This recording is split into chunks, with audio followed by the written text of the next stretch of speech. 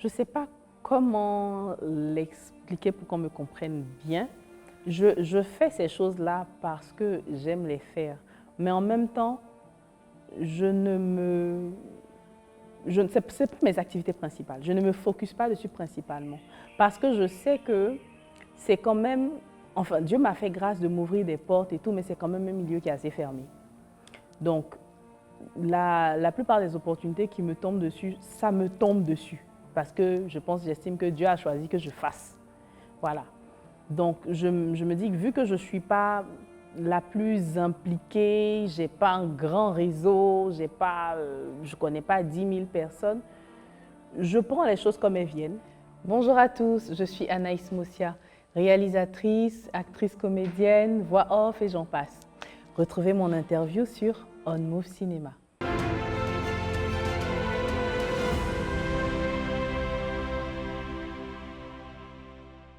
Je vais commencer par vous parler de ma casquette de comédienne de doublage. C'est par là, je pense que ça a été le premier pied que j'ai mis dans le cinéma. Parce que sans nous, les films qui sont en anglais là, ceux qui ne parlent pas anglais ne peuvent pas les comprendre.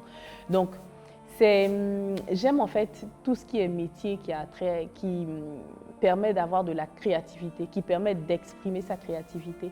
C'est que dans ça que je me sens épanouie. Donc, j'ai commencé en tant que comédienne de doublage. Parce que ça m'a permis, déjà parce qu'on a décelé un potentiel dans ma voix et dans ma façon de jouer, et ça m'a permis d'exprimer ma créativité en campant des personnages juste avec ma voix. De là, j'ai débouché un peu sur le métier de comédienne, enfin d'actrice, mais je dis maintenant comédienne parce que j'ai fait des planches aussi, grâce à l'atelier acteur. J'ai pu jouer dans des longs métrages, dans des séries.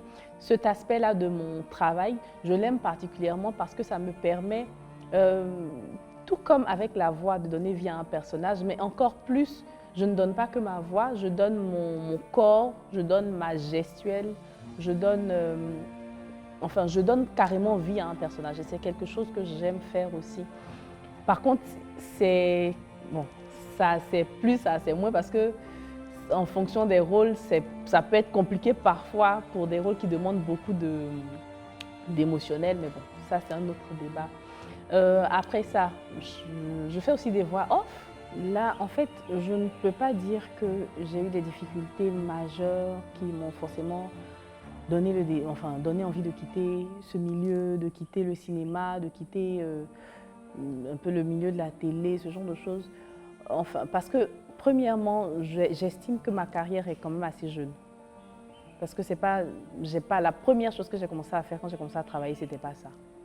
Donc moi j'ai fait du marketing pendant genre 7 ans, avant de peut-être avec le Covid et autres, plus me pencher sur ça, parce que c'était des choses que je faisais de façon annexe. Je dis de tomber sur de mauvaises personnes, ça existe, de tomber sur des gens par exemple pour lesquels tu travailles et puis finalement on ne te paye pas, ça existe, d'avoir des déceptions parce que peut-être, voilà, tu as fait un processus de casting, un long processus, finalement, on ne te prend pas. Ça arrive.